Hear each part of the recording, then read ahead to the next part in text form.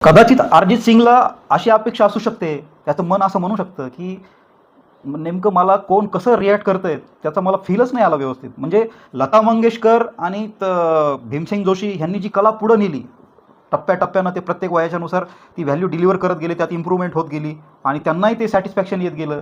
कारण त्यांच्या वाढणाऱ्या कॉन्शियसनेसला ते जे पुढं नेत होते प्रयासाने, रियाज करून करून त्यांनी जी कॉन्शियसनेस त्यावर नेली होती प्रयास त्याच्यातून, की त्या कलेची पण एक कॉन्शियसनेस नसते मित्रांनो. त्या कलेच्या कॉन्शियसनेसची तुमची कॉन्शियसनेस टॅकल करून ती वाढवलेली असते. आणि ते नॉलेज आयुष्याच्या शेवटच्या टप्प्यापर्यंत का न्यायचं असतं? कारण आपल्या संस्कृतीमध्ये ते नॉलेज पुढच्या जन्मीसुद्धा कामाला येतं. त्याच्यामुळे त्याला हे यज्ञ म्हटला जातो, की तो आयुष्यभर तो यज्ञ करावा लागतो, ती कला जपावी लागते आणि ती कला आयुष्यभर पुढे न्यावी लागते शेवटच्या श्वासापर्यंत.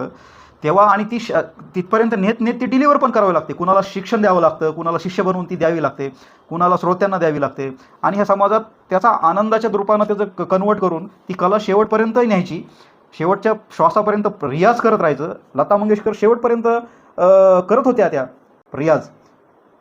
तर पुढच्या जन्मीसुद्धा ती कामाला यावी आणि पुढच्या जन्मीसुद्धा या सृष्टीमध्ये मी जर आलो तर मला ती व्हॅल्यू डिलिव्हर करता यावी, माझ्याकडे तो कोश असावा किंवा माझी कॉन्शियसनेस कुणाला ट्रान्सफर झाली तर तिला ती जावी. म्हणजे ती तुम्ही स्वतः लोकांना पण डिलिव्हर केली, ह्या निसर्गाला पण कॉन्शियसनेस डिलिव्हर केली आणि ह्या युनिव्हर्सला पण ती डिलिव्हर केलेली आहे. तुम्हाला तो तिन्हींचा बॅलन्स साधत साधत शेवटपर्यंत जावं लागतं. ह्या नॉलेजपासून आपण फार भरकटत गेलो आहे. हे नॉलेज आयुष्यामध्ये प्रत्येकाच्या डिस्क्राईब नाही होत, पण ते आनंदाच्या स्वरूपातून, भावनांच्या स्वरूपातून ही कॉन्शियसनेस रिफ्लेक्ट होत होत तिथपर्यंत जाते. तर तो अनुभवांचा जो बॅलन्स होता तो अरिजित सिंगचा ढळला असेल कदाचित, पण त्याच्यामागे मॅट्रिक्स कुठली होती? हे जे प्लॅटफॉर्म करून ठेवण्यात गेले आणि त्याचा जो भडीमार झालेला आहे, त्याचं जे लॉकिंग झालं नाही व्यवस्थित, त्याचा बॅलन्स साधता नाही आला, त्याचा भडीमार ॲडव्हर्टाईजसाठी तुम्ही अरिजित सिंगच्या ट्रेलरमध्येच एवढ्या वेळेस ते गाणं ऐकलं की तुम्ही परत अरिजित सिंगला ती डिलिव्हर श्रोते म्हणून देऊ शकले नाही. एखादी सुंदर पत्र जर त्याला लिहिण्यात आले असते आणि त्याच्याकडे पत्रांचा ढिगारा झाला असता तर त्याला कदाचित असं वाटलं असतं की आज मला कंटाळा आला आहे, मी रियाज करत नाही, मी छान पत्र वाचत बसेल, मला आवडतं पत्र वाचायला. ती व्हॅल्यू कदाचित डिलिव्हर झाली नसेल त्याला. तर ही मॅट्रिक्स तुमच्या आयुष्यापर्यंत पोहोचलेली मित्रांनो.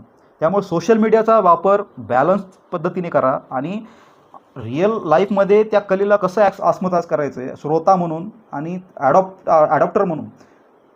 तुम्ही जर त्याचे प्रॅक्टिसर असाल तर तुम्ही एखादा माझं आता जर कोणी गाण्याची प्रॅक्टिस करणारा जर हे बघत असेल तर त्यालाही भविष्यात हा प्रश्न पडू शकतो अरिजित सिंग चांगला काय. मग अरिजित सिंगसारखा माणूस जर रिटायरमेंट घेतो तर मग मी आता काय करू? कारण काळ फोपावतो मित्रांनो, काळ फोपावतो.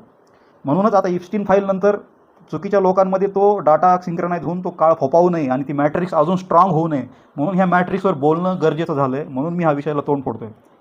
धन्यवाद. परत एकदा भेटूया पुढच्या विषयामध्ये.